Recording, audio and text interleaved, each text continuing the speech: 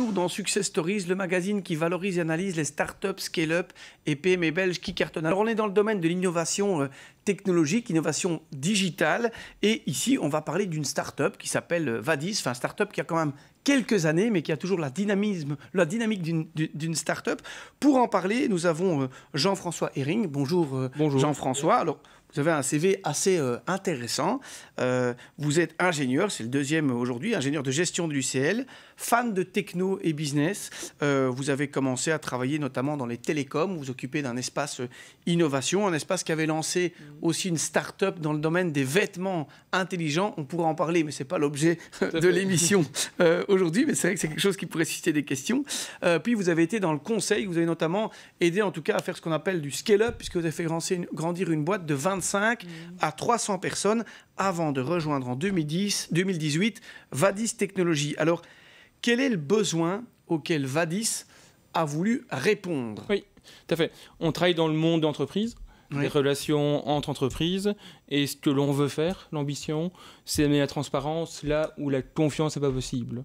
Ce qui veut dire qu'on fait du know your business en anglais, la connaissance client et la connaissance fournisseur. Donc vous aidez une entreprise à analyser, on ne va pas dire de l'espionnage, mais de l'intelligence sur tout ce qu'il y a autour d'elle.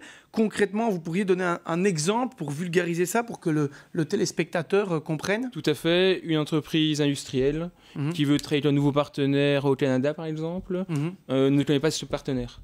Et donc, qu'est-ce que l'on fait? On prend des grandes bases de données au niveau mondial où on va trouver l'information sur l'entreprise, sur les personnes liées, qu'on va combiner pour comprendre le risque que la personne a de travailler, que ce soit un risque financier, risque de faillite, que ce soit un risque non financier, un risque de blanchiment, un risque de corruption, par exemple. Donc, vous allez vraiment essayer de collecter toutes les infos pour dresser un portrait de cette entreprise. C'est un peu comme quand dans les films, on voit toutes des infos qui arrivent sur les écrans dans les experts. C'est un peu ça. Ouais. Et donc, on ne produit pas nous-mêmes de données. On va travailler avec des partenaires, des gens qui ont de la donnée financière, des gens comme Bureau Van Dijk, par exemple, qu'on va coupler avec des bases de données de presse négative, par exemple.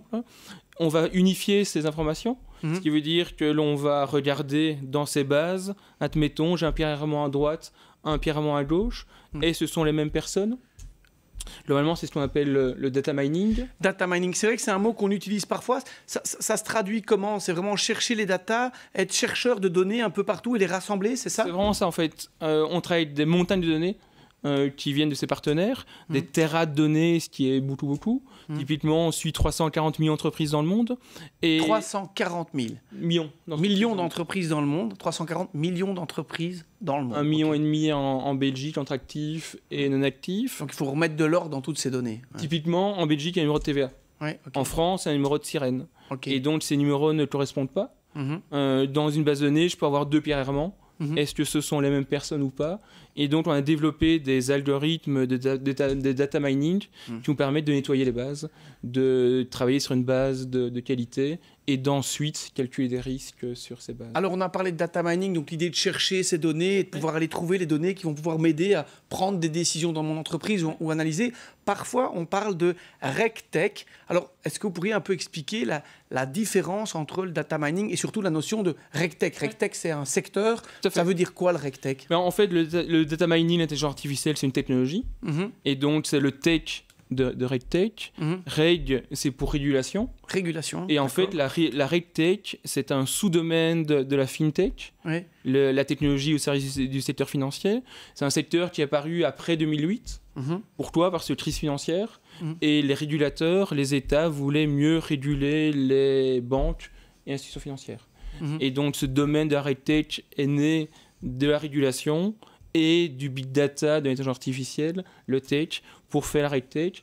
Et donc, ce sont toutes les entreprises qui mettent la technologie au service de la régulation et notamment du bien consommateur. Donc, si je prends un exemple, donc vous dites, quand il y a une réglementation, en fait, on va dire quand il y a une réglementation et qu'il y a des données, et des données en grand nombre, eh bien, on match les deux, ça devient de la RegTech. Et donc, est-ce que je pourrais dire que, par exemple, pour répondre à une réglementation complexe telle que le blanchiment, une banque va utiliser la RegTech pour remettre de l'ordre et vérifier toute une série de données, c'est ça? Tout à fait. Et donc, typiquement, aujourd'hui, si vous ouvrez un compte, vous faites ce qu'on appelle le KYC. C'est également... Know your customer, connaître vos clients. Tout à fait. Ce qui demande aux banquiers d'identifier son client. Oui. Il va le faire par différents moyens, différentes technologies qui sont développées par les entreprises de la RegTech. Oui. On est environ 25 en Belgique. Dans la RegTech, on est plus de 140 dans la FinTech en Belgique. Alors, si on écoute tout ce qu'on a dit là-dedans, on a envie de dire un peu c'est un métier de geek, hein, quand on entend RegTech, machin, tous ces trucs-là. Et on le voit, effectivement, il faut du data mining.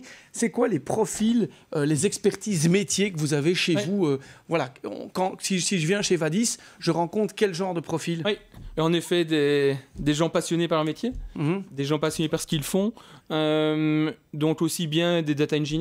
Data engineer, ingénieurs en données, oui, ok. Qui vont travailler avec ces grosses bases de données, des data scientists, donc des gens qui ont développé des modèles pour comprendre, typiquement comprendre si une entreprise peut être en faillite, et des gens qui font du développement logiciel, et donc qui vont amener la donnée sur une interface d'un écran, sur un site, qui vont être accessibles. Alors c'est un secteur qui évolue énormément. Le sujet de l'émission aujourd'hui, c'est aussi l'innovation dans la technologie. Oui. Comment on gère une équipe qui doit innover en permanence? Si vous deviez donner quelques clés, quelles sont-elles ces clés pour vous?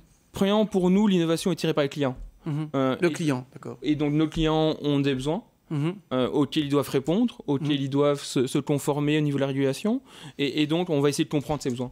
Un besoin qui est arrivé chez nous il y a quelques mois, c'est d'identifier qui étaient les bénéficiaires effectifs des sociétés. Qui étaient les bénéficiaires effectifs? Oui, c'est cette fameuse nouvelle réglementation bancaire. UBO, et en fait, qui contrôle in fine une société? Qui contrôle une société, donc je dois voir les noms, analyser ces données, puis voir s'il y a quelqu'un derrière, si ce quelqu'un existe et ce genre de données. Okay, oui. Tout à fait.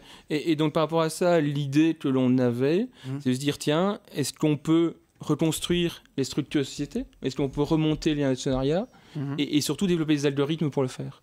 Et donc on avait déjà la première partie, on avait déjà l'outil qui nous permettait de voir les liens entre les entreprises et les personnes au niveau mondial.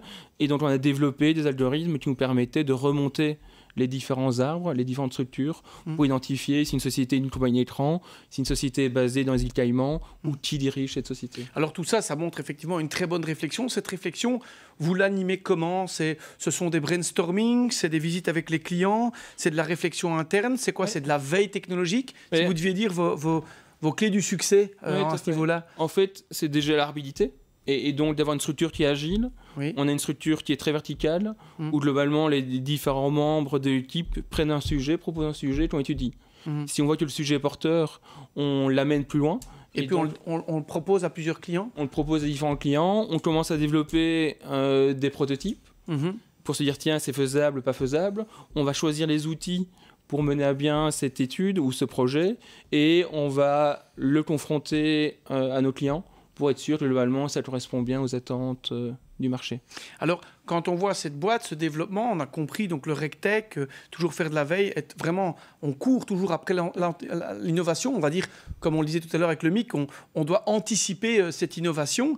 Quels sont les défis d'une société comme Vadis aujourd'hui? Mais nous, c'est grandir. C'est le scale-up, et on se considère plutôt comme une scale-up qu'une start-up, parce qu'on a déjà des produits mûrs. Aujourd'hui, mes deux défis à l'heure actuelle, c'est le recrutement.